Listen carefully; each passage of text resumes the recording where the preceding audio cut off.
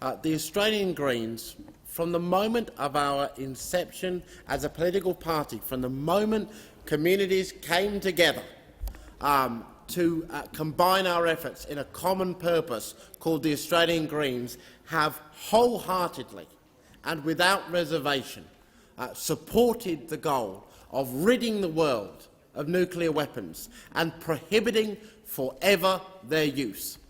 As a Western Australian senator, I'm particularly proud in speaking today to say that I come from a political party, the Greens WA, which has to our name the honour of being that party under which Josephine Valentine served in the Senate, the very first senator to be elected anywhere in the world on an explicit platform of nuclear disarmament. And for those 30+ years, the Greens have worked with the anti-nuclear campaign movement, with the anti-proliferation movement in Australia and across the world to advance the cause of forever eliminating the potential of a nuclear exchange, ending all life on this planet. Now, the Treaty for the Prohibition of Nuclear Weapons is the best international tool we currently have for achieving that urgently needed goal. And it is thanks to the tireless work of campaigners since its creation that many MPs in this Parliament and many MPs across the world have proudly put their name to supporting that treaty's ratification and their nations signing up to that treaty. And I am extraordinarily proud to say that every single one of my 16 Greens colleagues are open about their support and championing of the treaty. Now, this campaign work was so effective that the Prime Minister, then opposition leader, Anthony Albanese, championed the ALP's election platform, including an explicit commitment to Australia signing and ratifying the treaty. And he said in 2018, I quote, that nuclear weapons are the most destructive, inhumane, indiscriminate weapons ever created. Today we have an opportunity to take a step towards their elimination.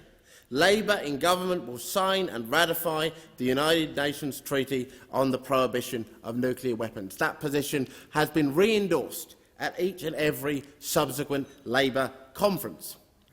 Now, on the 28th of October, as part of the World Disarmament Week, the Australian Government will have the opportunity to instruct our representatives at the United Nations to vote yes in a General Assembly vote on the question of support for the treaty. And this motion before the Chamber urges the government to take that position, consistent with its party policy, consistent with the views of its leader, and consistent with the views of the Foreign Minister, who has expressed in New York recently, and I quote, in speaking of the situation in Ukraine, the Foreign Minister said, Mr. Putin's weak and desperate nuclear threats underline the danger of nuclear weapons that they pose to us all and the urgent need to progress nuclear disarmament. Well, the opportunity is about to come before this government for them to vote yes at the General Assembly on the 28th of October.